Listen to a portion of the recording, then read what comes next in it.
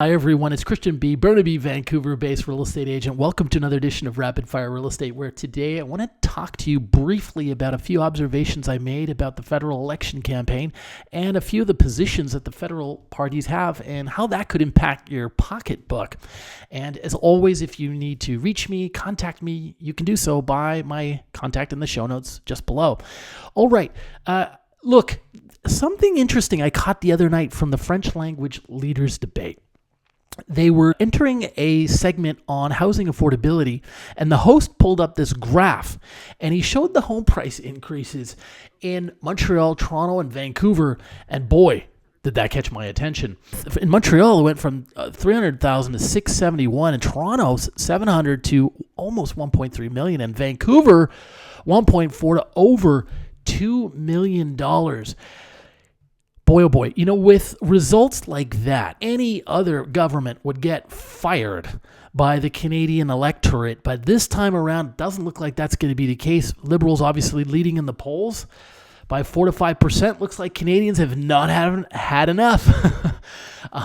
And they're running back to the Liberal Party to save them from, it's not housing affordability, that's for sure, but presumably it's from Trump and his ridiculous tariffs.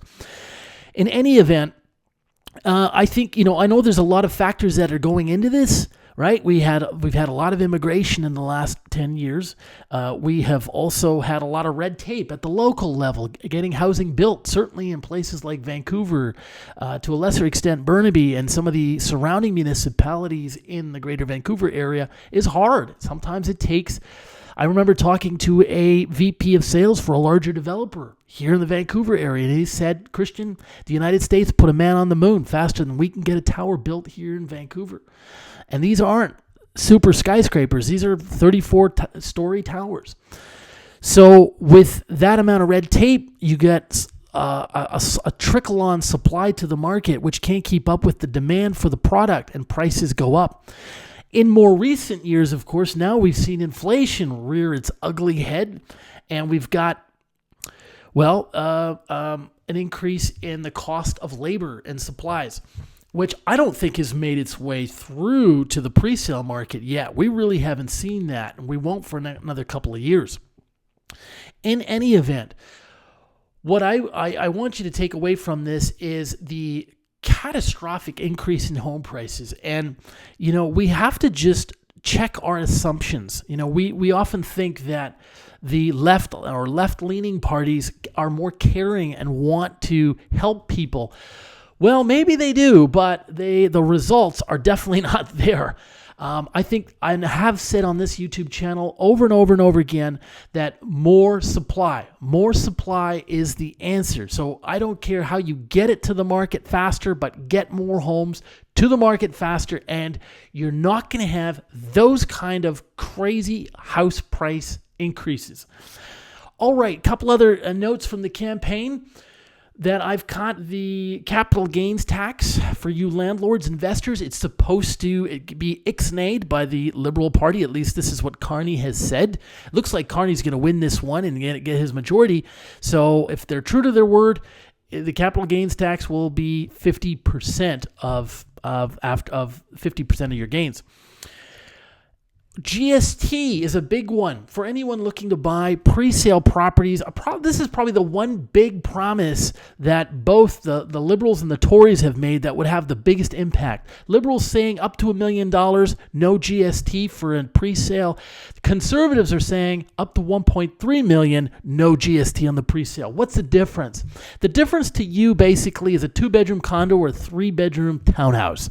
You can get a townhouse for up to 1.3 in pre-sales. If you're buying you're not going to get a nice townhouse in the greater Vancouver area for less than $1 million. Probably not. If you go out far enough in Surrey, yes. Langley, probably not.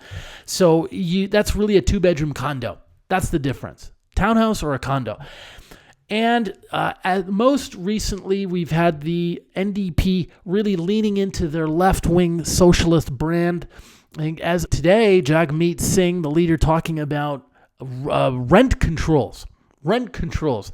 My God, that's the last thing that we need.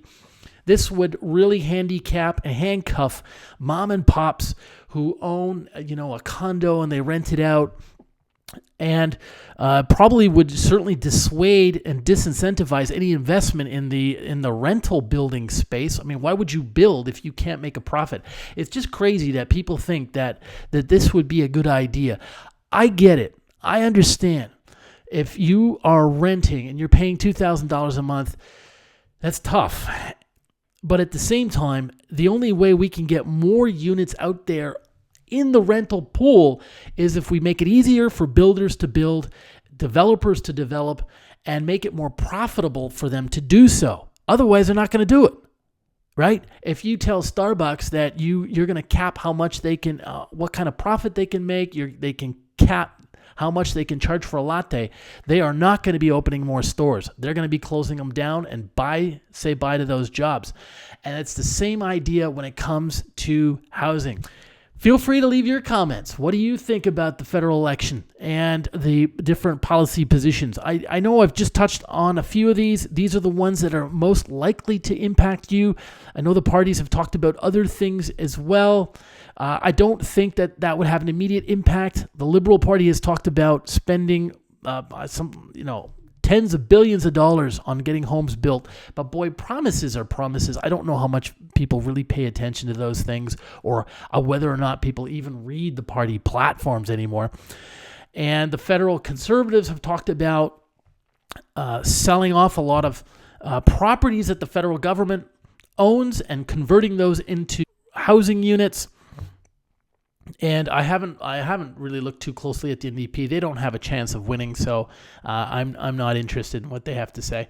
Okay, guys, thanks very much for watching, and we'll see you next time.